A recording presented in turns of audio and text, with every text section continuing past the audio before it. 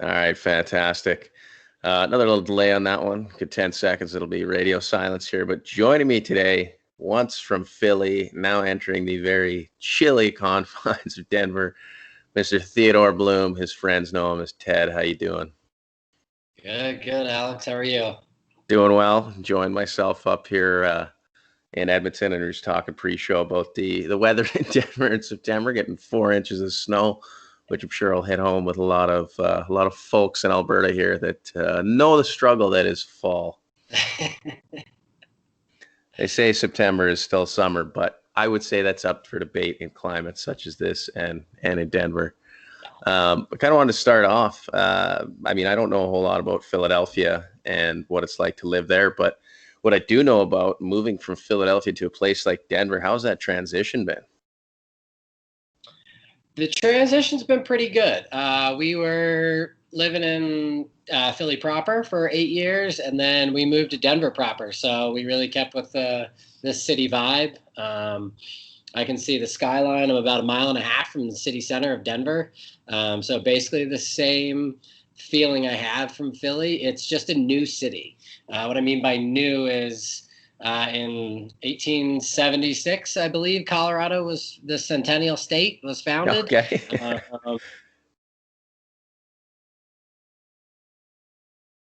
country to a newer city is it just totally feels different. It's a planned footprint getting around. So you're not dealing with colonial tight streets. Yeah. They thought about cars. They thought about transportation and movement. So it's transportation wise, movement wise, it's fantastic. A little more space to Exactly. operate, it sounds like. Yeah. And it's you and your lovely wife that Yes. joined you in Denver?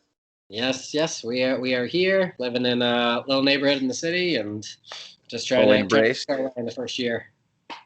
And what caused that move there? Because I know a lot of people right now, pre-COVID, I guess, had a lot of ideas what they were going to do, where they were going to go, and had plans. And I believe, if I recall from what I remember, you moved just after Vermont, the event we did. So you got the Eversting hoodie on. Yeah, yeah, I do. Yeah, we discussed moving about a year and a half ago, and my wife is a teacher in New Jersey, and she got a ping one day and just texted me and was like, "We gotta move. We gotta move to Denver." Um, I was not about to say no. I was working for myself, and I was like, "I can go anywhere." Uh, so we have friends here, a lot of family here. So it was a kind of a no-brainer. Oh, nice. Home is definitely filled up with our family, but it's we can make a new home, and airplanes are there for a reason. Absolutely. No, that's good. It sounds like you got a good sense of community, sense of home there. Yeah. Um, I guess what I wanted to talk to you about a little bit today, because the majority of my guests have kind of been, I don't want to call you old because that doesn't feel very nice. But I myself at the prime young age of 25, a lot of the guests have kind of been within that age range, starting with friends.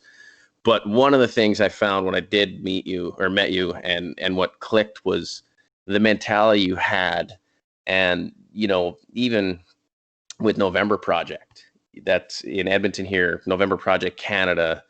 I think the first one to initiate was in Edmonton. I've run the stairs at Stadium, which is 5 minutes from my house. I've got up in the middle of winter for the 6 a.m. Walter Dale Hill runs when it is pitch black, and you leave it is still pitch black, and it's just gross. But where did maybe your desire for these events, these endurance challenges, and even just that motivation to put in the miles, I guess, where do you think that kind of stems from? Uh,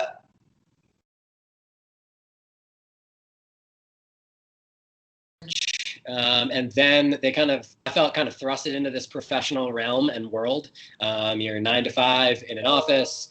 You work out at a gym at 6 o'clock. You kind of get Yes. home. You eat at 8. This kind of daily grind that I accepted for almost 6 years, 7 years. It really got to me, and I had the transition. Into working in athletics, where it's a much more free flowing kind of, hey, do you want to go work out at noon? Okay, great. That was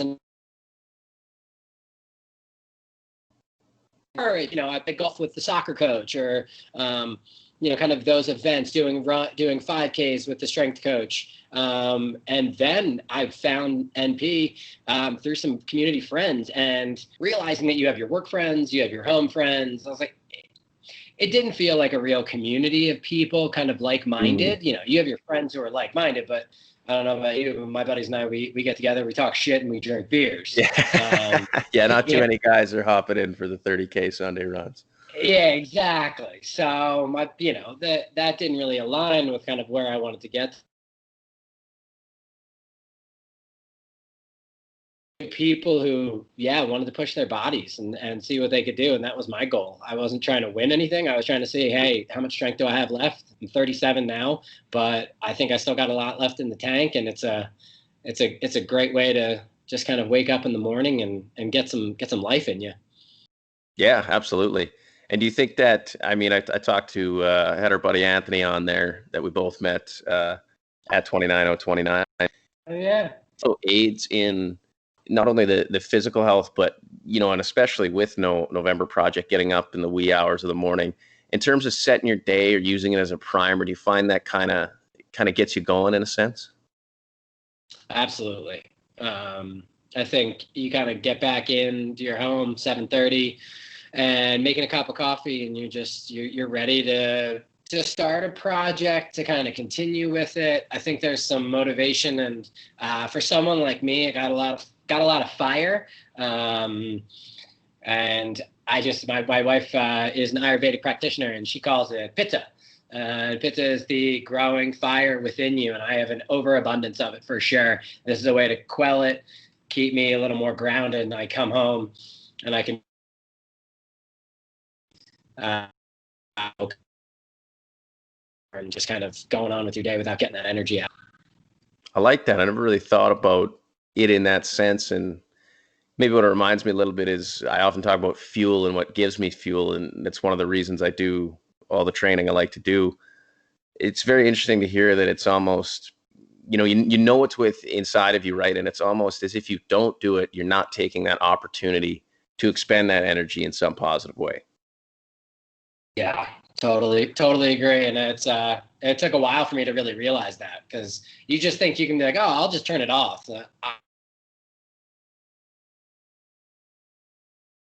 Figure outlet for it that's constructive, because the deconstruction is so easy to get into. Yes. So in terms of personal goals, then, do you have anything you're striving for right now, whether it be a race in 2021, assuming you're like most of the world where a lot of the events have been canceled, or is it a mental goal, or is it something that can be measured? What do you have kind of on the agenda for your goals right now in that sense? Yeah, my goal moving out here was I was going to compete in a 50K at Pikes Peak, down in Colorado Springs. It's just so iffy, and you need a lot of support staff and friends with you, and it just didn't seem feasible, especially for a first time. I was like, this is my FFT, my fucking first time, so I had to have my ducks in a row, and I didn't. My mind, was, oh, we are in quarantine and we're in pandemic, so my training got really kind of screwy, especially here in Denver. They said not to leave your county for the first 2 months. Oh, yeah. To the hills. I was like, I can't, you're not running flat when you're doing a 50K. I mean, this is, 10,000 feet of elevation, I think, cumulative in the Pikes Peak. And I was like, I got to be able to do that. So 2021, that will be back on the roster for sure. And then, I don't know. We'll see. Maybe a marathon to just kind of get that distance down, but definitely want to do an ultra and get into that community here. Very nice. I don't know too much about Colorado, but if there's one thing we have in common, it's that mountain range that runs through Alberta, that runs all the way down through Colorado as well. And I know that those race directors that do the 50Ks and any ultra or any trail run, they do not shy away from the elevation. They do not shy away from the hard courses, and they make it absolutely, the first 50K I did, you start to hallucinate at some points when it is your first time. You think, oh, 50K, this is nothing. And then they just throw every piece of vert, every single track trail at you until you can't think straight. Yeah. Yeah, and I think that was something that I want to get. I want to be able to get to and understand calories in, calories out at 29, because you don't think about it until you need that fuel, and Yes. you got to be constructive with it. And if you're wrong with it, your body just lets you know, and you can't keep going. I wonder if people understand. We obviously have done a few of these events, that preparation and how much preparation it does take. I remember even Kevin, who was there at the event, he kept asking me, how much should I eat? How much should I eat? How much should I eat? And, I thought the brilliant analogy from, I can't remember the gentleman's name who went up on stage. He said, imagine a bathtub with a hole in it. You start with a full tub of water, and it's got a little dime, sized hole in the bottom. And that's your fuel level at all these races. The goal is never to be full, but you certainly can never let that bathtub run out. And if you do, just like you said, it's too late. There's nothing you can do. No, Have you it's ever experienced a big bonk in any of those races, or that feeling of I can't go anymore? yeah, I was in a trail race 2 years ago, just it was a 10K, and I totally came into it thinking nonchalant, oh, I'm good. Grabbed a banana and a water before, and it was a humid day. I think you climbed over 3,000 feet altogether in this park. And mile 4 and 5, I mean, I was just tanked. I was gassed, and I came in, well over an hour. I was like, this was just a horrible race. And my buddies who were there at the finish line, I was like, I did not prepare. It was a good smack in the face of like, hey, you can't mess around. You got to really understand what fuel does and what pace can. And ascending is it's a different animal as opposed to just running on a flat road. Yes. So do you find you're the kind of person that when those things happen, those what I call smaller failures, it's almost, a goal is always finish. As much as even I hate to say it because I'm a competitor at heart, a goal is always finish. There's no tougher feeling in the moment than not finishing. Do you take those moments and immediately turn those back into fuel and back into motivation to find the next one? Or do you kind of say, yeah, you know what, I'm good. Like I can run 10K when I want to. I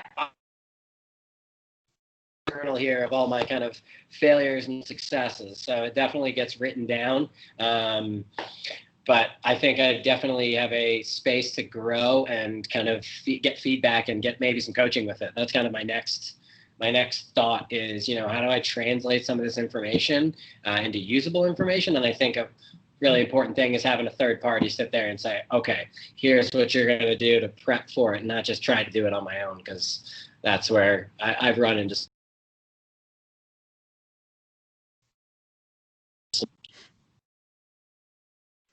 So are you, I guess, even on that note, because I'm kind of in that spot as well where it's been a very short period for me to get into these endurance style races, these races that require a lot more on the strategic side. Obviously, there's no excuse or there's no replacement for getting in the kilometers, getting in the reps. However, there's this added element of you have to keep your wits about you. So when you write those things down, have you always been that type of person, maybe even in your general life, to write things down? Because I know I don't, and I would love to do more.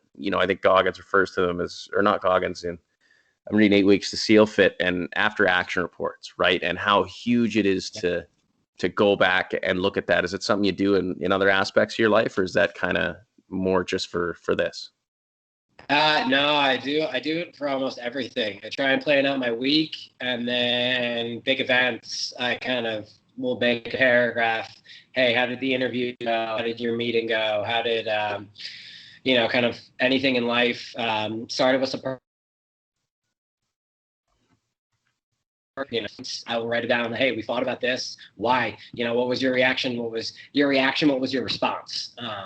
Which I think those are two different things that I've tried to learn to separate, because people think, oh, your response is your reaction. I was like, well, it doesn't have to be.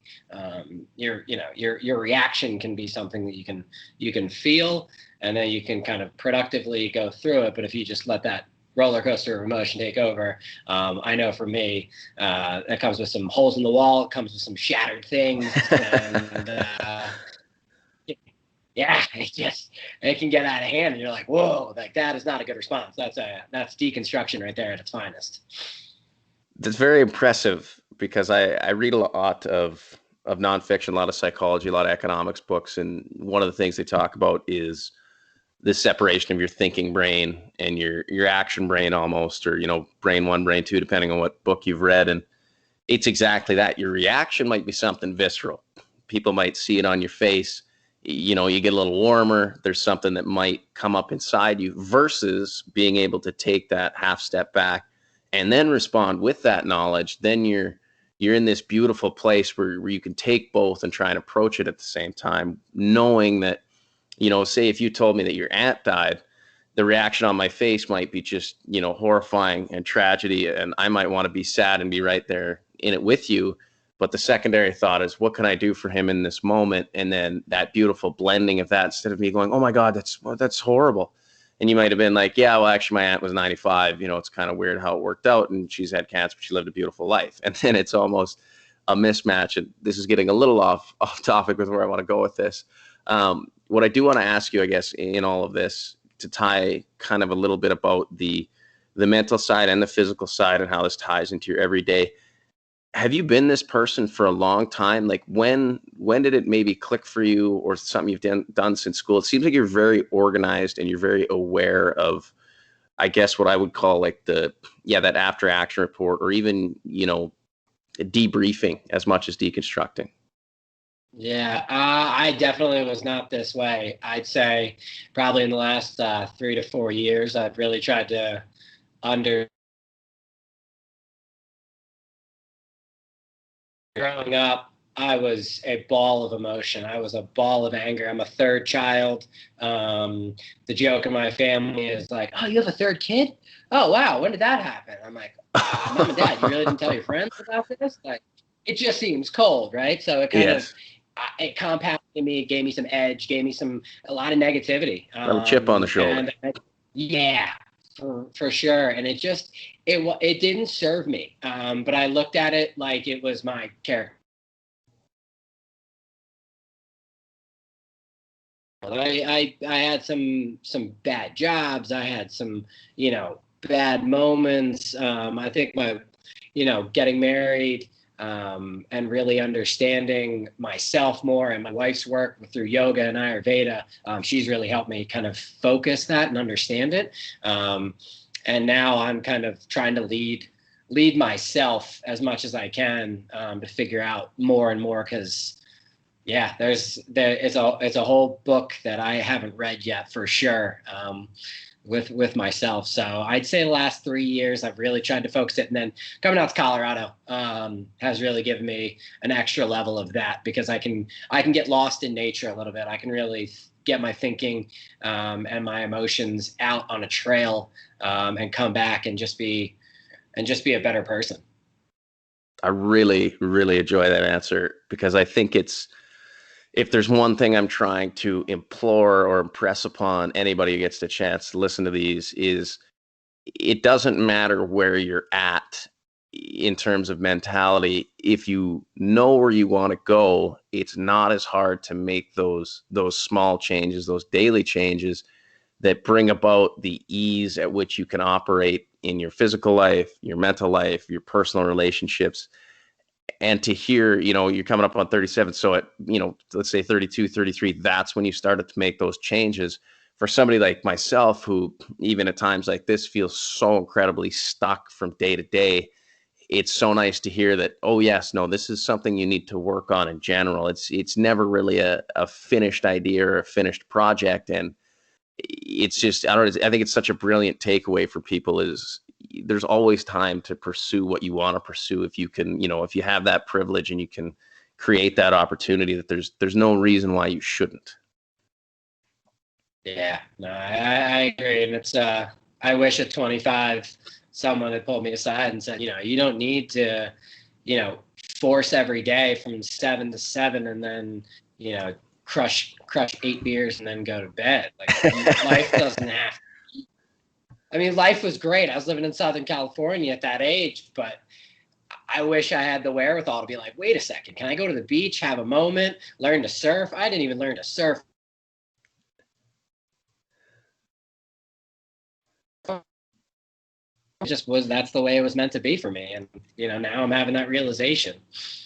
Well, that's another thing though, and to stay on that point, because I think I don't want to say I disagree, but I almost think like, do you think there's no replacement for having those experiences of not having that awareness? Because it's just as easily to say that you could have had those ideals, that wherewithal, you could take those moments to the beach, you could have learned how to surf, done a little more. But at the same time, I even know for me, it was also only 2 or 3 years ago where I started running. I started deciding to get on the bike, make big lifestyle changes. However, if you'd have pulled me aside at 19 or 20, I'd have probably told you to kick rocks or pound sand. And I'd have said, look, I'm fine with drinking beers. I'm fine with being in okay shape. I don't need to run, a half marathon next week. But yes, now where I'm at, the reason that, or the fact that I can run 21.1, I believe it's 13 point something in miles.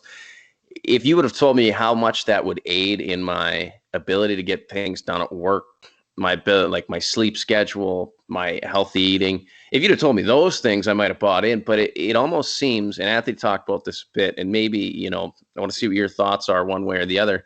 I think we have to go through those moments. You have to be in that kind of coast mode from time to time, only to realize later that, oh yes, there's two ways to live, or well, not even two ways, but there's many ways to live. Yeah, and I think that's it's truly kind of it's almost an enlightening moment when you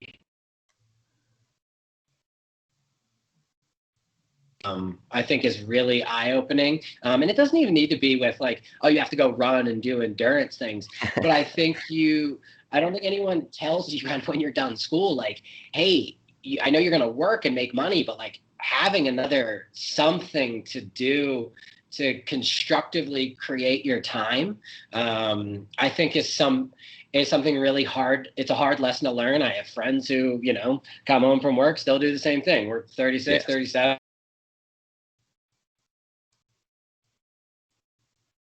Unhappy. We just have different goals in our life to explore. And I think that's, something that, are you in search of it or are you not in search of it? I don't think there's any right or wrong answer. I just think, yes, once you kind of, if you're down to search for it, it can be real fun. I mean, it can lead you to Vermont and you're hiking up a mountain 21 times. And like, people are like, you're crazy. I'm like, I know, but it was amazing. It's hard to describe. It is. It's as if we realize a little bit more about ourselves in those moments. That's one of the biggest beauties of why I enjoy those events and why I implore people to try, just even a little bit more than what they're doing. And I agree wholly with the statement. It doesn't have to be endurance events. It doesn't have to be these crazy goals. It can be something as simple as spending a half an hour outside just to get your thoughts together. At Edmonton, we have a huge river valley system. We got mountain bike trails. We got paved trails. Wouldn't recommend swimming in the water or the river that runs through. However, just creating something for yourself in that spare time. And, it's a good thing you mentioned too, as well. When you get out of school, they don't tell you about what your life's going to look like because you spend usually that 4 years is structured in some way, shape, or form. You get comfortable in that. If you go on to do more schooling, it looks somewhat the same. When they eventually give you that piece of paper and say, all right, kid, go out there and go get it. It's exactly that. Nobody's telling you what to do when the 9 to 5 ends, or if you're working, as an entrepreneur, nobody's telling you what to do in the spare time or your spare time. Yeah, it's true. And those 4 years, your spare time was spent constantly engaged in external affairs. As I look at it, yes. Like I was constantly around friends. I was, don't have the thought to really listen to yourself. Because for me, at 21 years old, that internal voice was scary. That internal voice was not a positive thing. So I was like, nope, yes, let's go out. Let's go find the external, girlfriend or friends or just something to quiet that voice. So however you can, to me, I'm like, however you can be comfortable with that voice, I think is really the goal. Because it can be, hey, you want to work, you work 7 to 7 and you're in finance and doing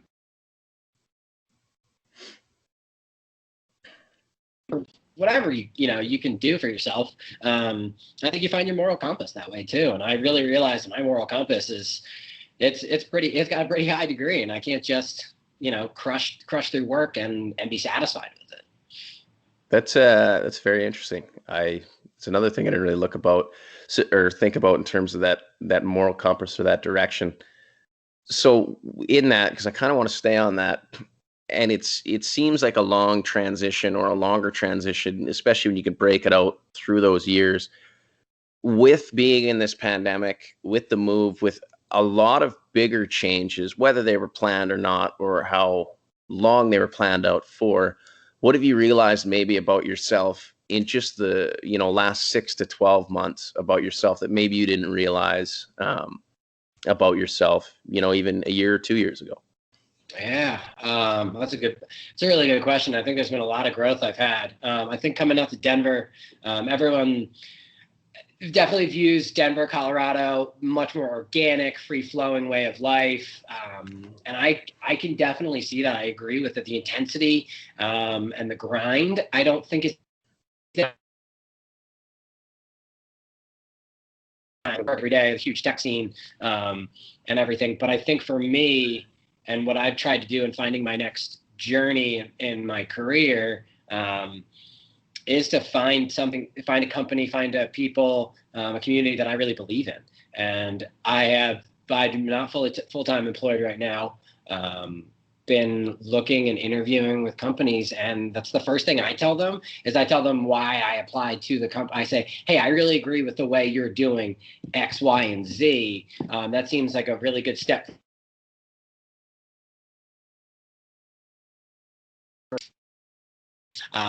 Which I don't think 10 years ago, even 2 years ago, I would have been like, oh, you're going to pay me X amount of dollars? Done. I'm signing on the dotted line. Yeah. So that monetary goal, yes, I would like to be compensated, for what I do, but I also want to do good things. And I have the ability and the privilege, thankfully, to do that.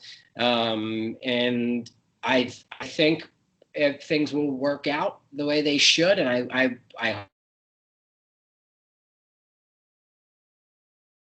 still be part of their group and community.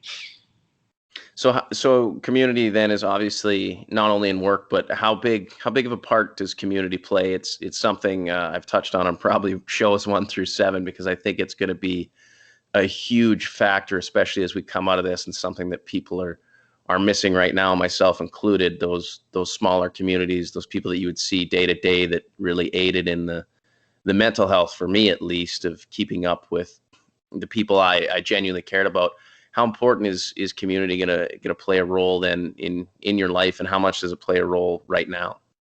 Yeah, it's unfortunately, I mean, right now my family community is really large in my life. We like to say pods. We laugh and joke because I'm like, oh, cool, my family up in the mountains. I'm like, oh, it's a pod.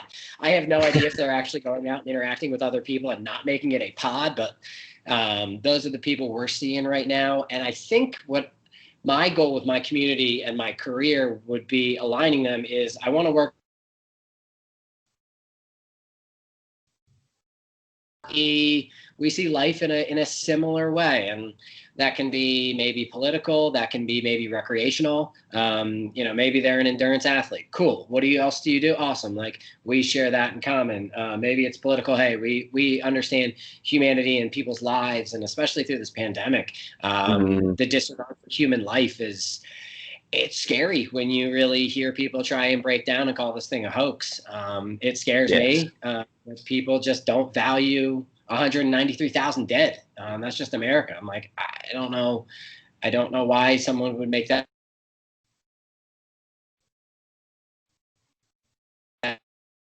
So I think it kind of come from a couple different places, but yeah, I think outside the monetary, hey, let's just go make money. I want to be aligned with these people's views and philosophies. I think first and foremost.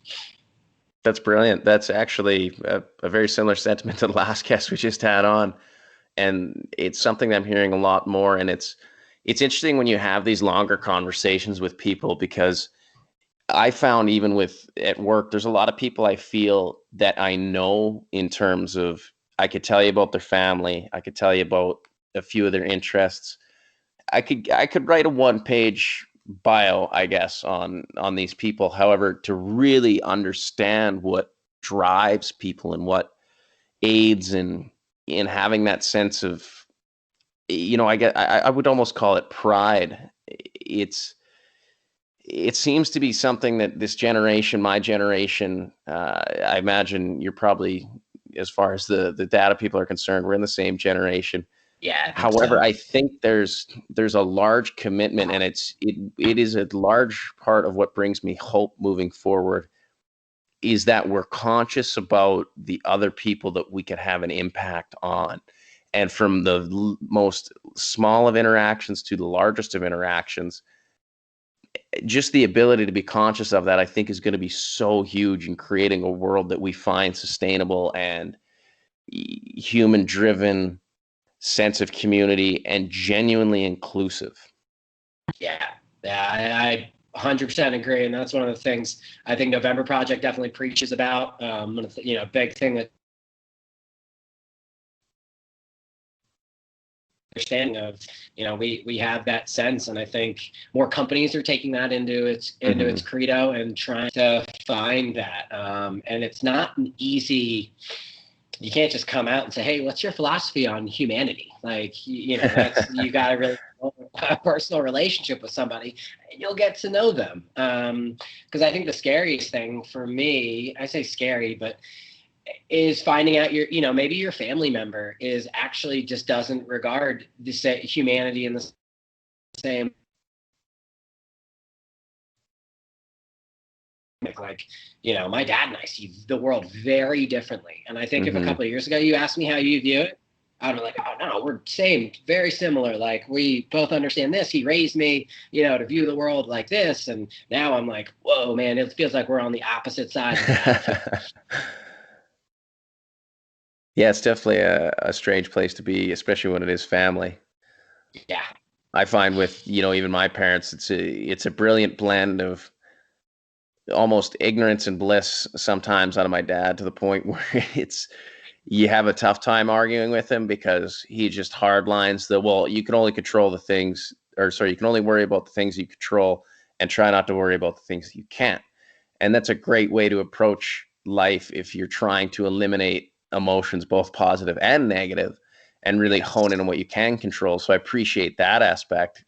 But then you look at my mom, who, even in her own words, finds she's always kind of pegging where she is at with other families or other people in her position. And it's not a competition for her as much as it's just somewhere to kind of peg herself in the system. And as you Yeah. know, I mean, just sons in general to people, that's exactly what it feels like, especially as the years go by. There's things I would say the same, where if my dad and I were sitting down at the kitchen table right now, and you asked us the same question, we might write the exact same answer, line for line, word for word. Yet you ask us something about, we debated for half an hour about whether genetics or work ethic plays more into creating superstars and the gap at the top levels of major sports. And Wow. he was all over the he was all over the genetic side. And I said, no, I think it's hard work and work ethic, because I think those people at the top that are the outliers of the outliers are working that much harder. And he said, no, there has to be something in them that everybody's exploited their genetic talents to a point, or sorry, their work ethic to a point where everybody's equal. It just so happens that the way that person grew up, or there's something in their DNA that truly makes them better. And we sat there 15 minutes discussing this as if we were on a TV show, to the point where we both saw it. Yes, but I think that's the thing. So in terms of this self-reflection, in at least in my lifetime, I moved really hard mirror, is there things you're still day to day during this time that bother you in a sense? Like you've like just 4 or 5 get. You were breaking up there. What was the last question? Oh, pardon. I don't know if you. That's all right. We're a small shop operation. In terms of remaining in this pandemic and the period of self-reflection, are there still things day to day that, whether they bother you or you find concerning, or have you found you've adapted quite well at this time? That's a good question, because I think there's so many things that can be concerning, and I think this is where the self-reflection and kind of isolation has played a role for me, because I can run the lake, I can go off into the mountains, run a trail, and kind of process through it. Because I think it's really interesting. You brought your dad up, the control, what we can, what we can't, and getting this it's almost overwhelming, this sense of, can we make change? Can we make change? And I like to think on the positive spectrum, like, hey, I'm one person, but if I can just explore and talk to people, and just do the right thing, then I'm making a change and I'm making a difference.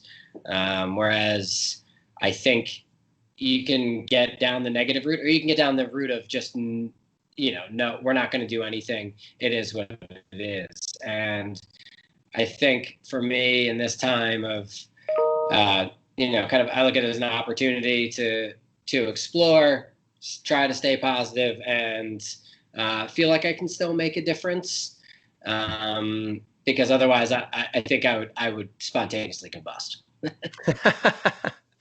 Fair enough. So it's interesting too, because I completely agree in the sense that you need to find those positive feedback loops when you do adapt. If you don't, it's very easy to get, this term I use often is plugged in, where my screen time shot up probably 10-20% right at the start of this, has done nothing but seemingly rise. And I'll find myself just going through news articles on news articles to the point where I think, okay, I'm informed, but now it's getting to the point where I'm almost creating my own sense of paranoia, or my own sense of things are bad, solely because I can go find what's bad in the world.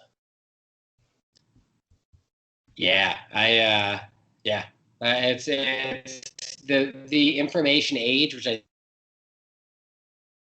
is one of the scariest things to the older generation, is how much information we have, and how do you critically think through that information?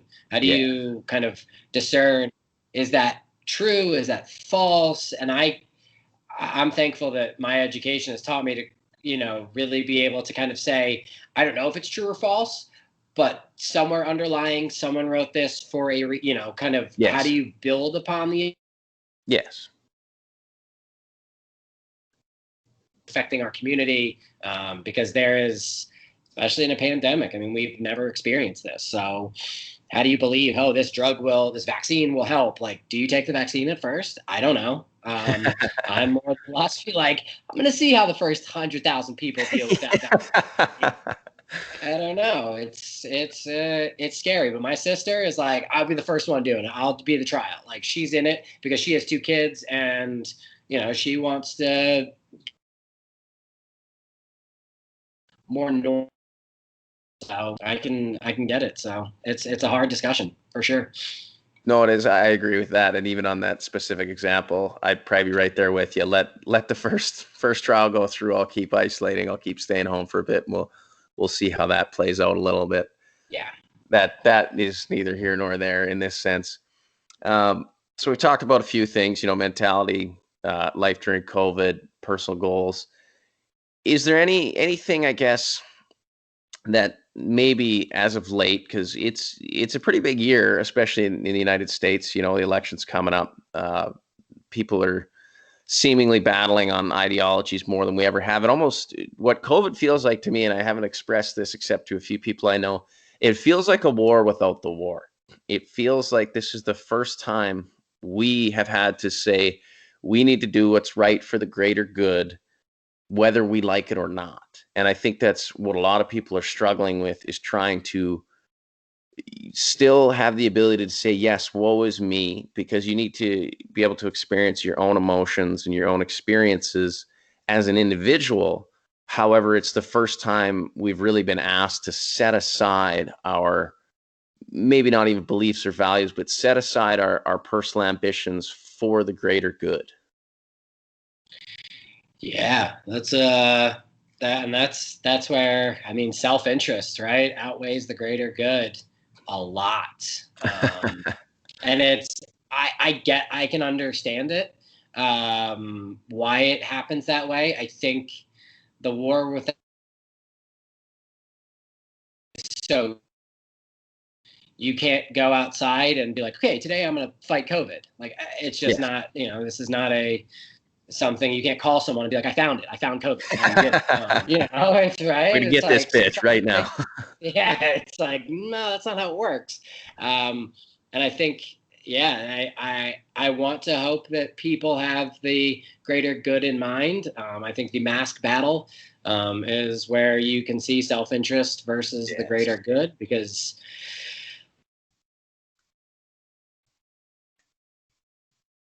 or yes, twice now in the pandemic, and you have to sit on a plane for 3 4 hours, and you, to me, I'm going, okay, this is how it is. It's fine. We'll get Yep. through it.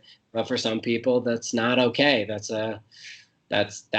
not okay for the greater good. That is their self-interest outweighing it. So I I wanted I want to think that I try to surround myself with people who understand Mhm. the greater good and that, but then self-interest is always going to play its part in what's right for their family or Yeah. themselves, and that can oftentimes outweigh it for sure. So what do you think I talk often about communication as well, and we do have all this information. What do you think we can do to get those people, not, I don't want to say on our side, because I don't want every issue moving forward in my life to feel so polarizing, but how do you think we can utilize these tools of communications and modes of communication to better bring people in? Or do you think the age information is just going to keep accelerating to the point where people will go to Alexander Phillip thinks like a conservative.com, and they'll just punch that in and they'll get all their news from that source? Yeah, that's yeah. Trying to bridge that gap. As the gap, to me, I'm like, the gap's just getting wider. People are Yes. getting more divisive, and they're. It's almost, again, it's like a war without a war. They feel like they're planting their flag down for what they believe in. Hmm. Um, and to me, I'm like, but don't you believe in the greater, Yes. and it's definitely coming to a divisive state, and I think the information age, I think, will only get bigger. I think will only get more separated, and I think hopefully through education, um, we can get people to really start understanding the middle, to critically think, to understanding history too. I've taken a lot of time in this pandemic,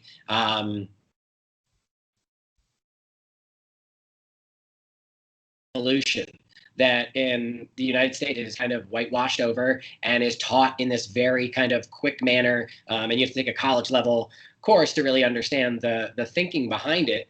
And I've kind of come to some conclusions and some interesting facts about our founding fathers that I didn't know growing up. I mean, you see the Declaration of Independence for America, and most of those founding fathers didn't even fire a bullet. They never fought. Um, I didn't know that growing up. I think a lot of people are taught, oh yeah, these guys all, they were farmers and they grabbed their muskets. No, they didn't. No, these were rich white guys. Not going to pay you and we're not going to feed you, and it's really fascinating, and right now it feels a lot like that time, because there's this nationalistic sense of America here, and I'm like, yes, but that is not taking into account human beings. That is, Yes. you're taking into account a very selective group of human beings under this flag of patriotism, and I don't agree with that. I'm an American, yes, but I am also a human being too. And I just think Yes. people have lost sight of that a little bit. And um, and I, talk and tell them how my dad's like, well, you're never going to get anywhere with that. He's just, there's a lot of negativity, I think, in that philosophy. And I get it. It's unfortunate, but I have the Yeah. ability and the privilege to be able to think like that. So I think that's a beautiful I sentiment, can. because if there's one thing that, regardless of us being in two different countries, how I view both the American and the Canadian flag is these are two lands of great opportunity for anyone and everyone. We just want to get you in the door, and then the world is more or less your oyster. And I think that's exactly it. Where, right before I got on here, I was scrolling through my Instagram, and there was a gentleman, Frank Oliver, who was a bit of a settler of Edmonton and area. And a lot of the neighborhoods around here are named after him. And there's Oliver Square, there's Oliver West. And I believe even he was pretty crucial in setting up a lot of the infrastructure as well within Edmonton. And then I'm reading through this post, and it turns out he was one of the foremost known colonials as well, where he set up these deals that disproportionately affected Indigenous people. Yet he's on a lot of our buildings today, and that's exactly it. I'm the same way, where I think to myself, okay, first of all, we need to know these things, because yeah, we shouldn't tout people as heroes if they're not. It doesn't mean we need to tear down everything they've done because there's some obvious benefits. However, yes, the way they went about these things was not correct. And the first stage is recognizing that. And the second stage, or the third stage, is how do we reconcile with those people, with those times? And I think what really matters is what you're saying is you need to have everybody feel like they're within that banner, whether or not they agree wholly with everybody. We just need to invite everyone into the house, in a sense. Does that make sense? Absolutely. No, I think that's really well said. And I think this is where the education of our history comes to, because I don't think your point of that is to, ban and cancel Frank Oliver, but we have to know, how did this come about? Yes. What proceedings led to this? How are these people affected? And everyone will say, well, that's just how it was in that time. Fine. Can we Yes. learn from that? Can we Right. not repeat that history? That's all I think is really the most important part, because I think history on a lot of places. Oh, what do you mean? This is overt racism, or this is systemic racism, or this is, these areas. We're like, no, that's not true. I was like, no, this is 100 years old. This is Yes. how it was created. There's a reason behind these things. It is. There's an undeniable. I mean, we have all the information if we want it. It's almost as if the people on the other side, they just don't want the apple cart disrupted if they don't have to. They just want to go along to get along for as long as they can go. Yeah, yeah. Which is, I mean,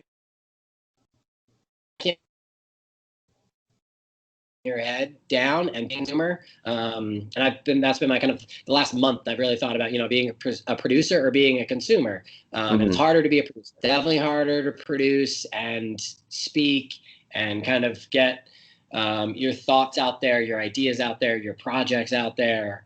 Then, I can go to Walmart, I can grab all the stuff I want, and I'll sit in my house. I'm like, Yes. cool. That's, and I think that's a really valuable um, thing to understand and learn and to teach. I think I don't have kids yet, but I think that will be a big philosophy. Like, hey, let's get outside. Let's see if we can body their mind. As opposed to sitting there. I think that the screen time has been up so much in this pandemic, and that kids are Hmm. just consuming. They're just Yes. grabbing things, and I get it. Parents are tanked, but I think we can try to be better.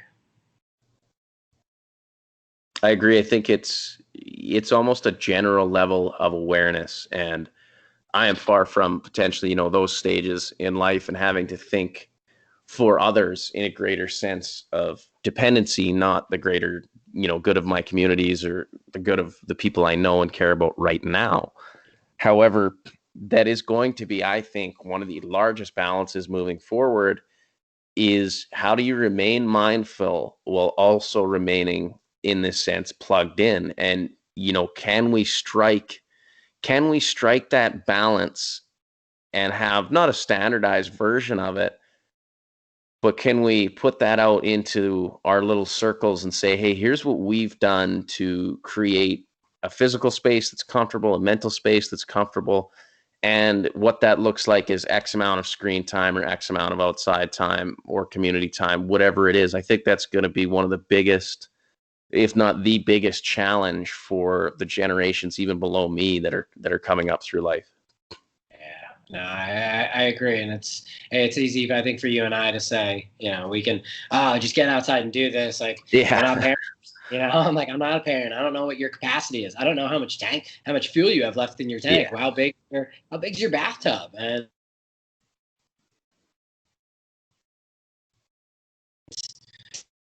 parents, and I mean, half the time, I'm like, phew, all right, like, you guys need some help, and I think that's a hard thing for people to do, is ask for help and understand, even small things can help in big ways. Yes, even helping everybody out, mowing your neighbor's lawn, Yeah. picking somebody's kid up from school if you can, like just those little acts of gestures, that might take a half an hour out of your day, but might create 3 hours for somebody else or an hour and a half for somebody else. And I really do wonder when we do come out of this, and I hope that I know that my communities that I'm a part of will likely swing in the direction of, yes, we need to start seeing people again. We need these gatherings. We need that human interaction. However, I fear that there will also be a lot of people who will almost have what I will call, and I'm sure they will call at some point, a COVID hangover, where there's still that general level of fear and anxiety that we're a little more hesitant coming out of the break to come back and do things. Yeah. Yeah, I agree.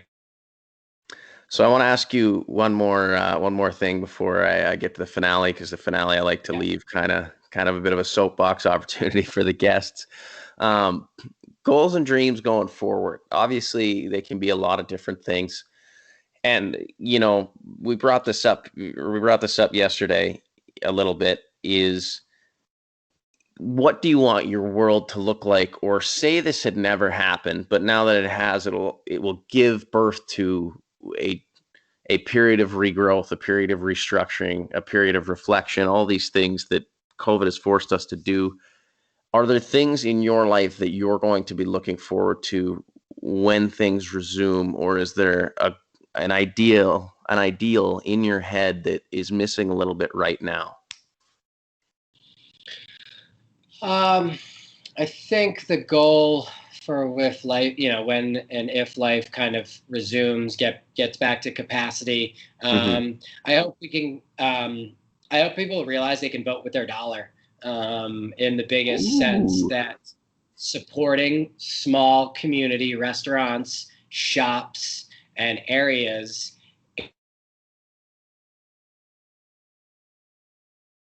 create a real sense of honest community, and that we can.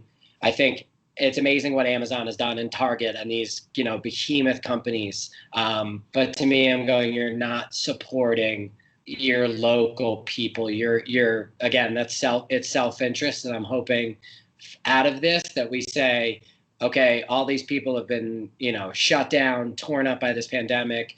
Let's get them revived. Let's really go out on our main street, to have a slice of pizza and shop in a local bookstore.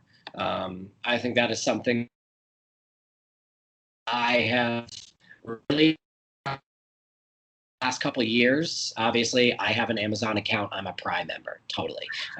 But I would like to really, make that a focus of my point and vote with my dollar to support good people who are doing good things and not paying into, to me, the system a little bit. So hopefully from this, people can really realize that, because this has had a huge effect on those small businesses. Yes.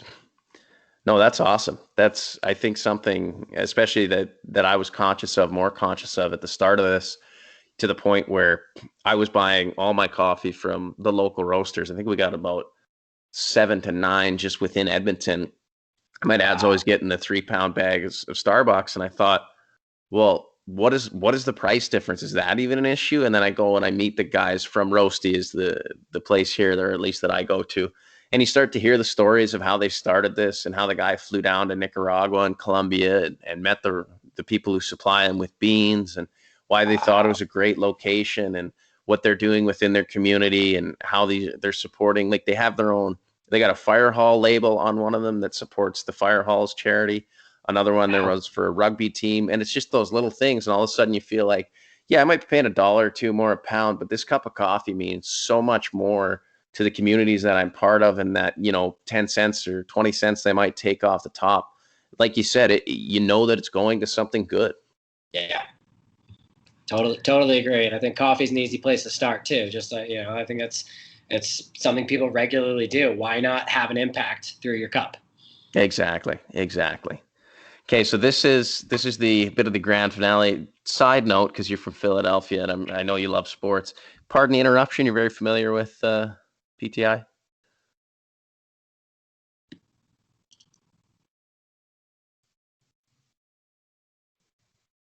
Sorry, did I lose her? Or did you hear that? No, I didn't hear it. Pardon me. Sorry, I'm having some serious issues on that. Are you familiar with the show Pardon the Interruption, PTI? Yeah. Yes, I am. I figured not a lot of Canadians are. I just wanted to ask as a bit of a side note. Consider this the big finish then. So I've always wanted to use that. Anyway, the final question, and if you don't hear me, just let me know and I will repeat it. If there's one sentiment, piece of advice, idea from Theodore Bloom as the person you are today that has aided you in your life or your mentality that you could give to others or tell to others, what would it be? Get out of your comfort zone. Go explore yourself. Go explore something that maybe scares you.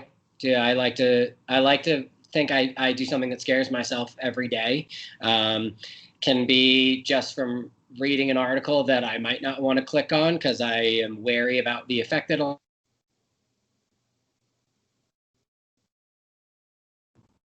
I can see on a map, but I have to explore and really have my wits about me. So, and I think that's something in my younger years that I was not okay with doing. But have those tough conversations, and then getting out of your comfort zone with your partner, with whoever's in your life. Tell them how you feel before you react to how you feel. If it's something they can do better, if it's something that has affected you, I think that's something that I'm continuing to work on and grow with. But I think it's something that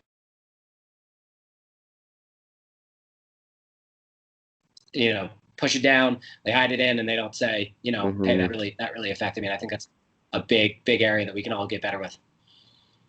That's beautiful. I really like that. And I think the one thing that hasn't been said that a lot of people have touched on is, don't only do it for yourself, but do it for the people that are closest to you. And it's only going to be positive, I think. Yeah, I agree. Well, it's been an absolute slice, sir. Do stick around post show, but I will hit stop recording. And yeah, thanks for coming on. Hey, thank you, Alex. Appreciate it.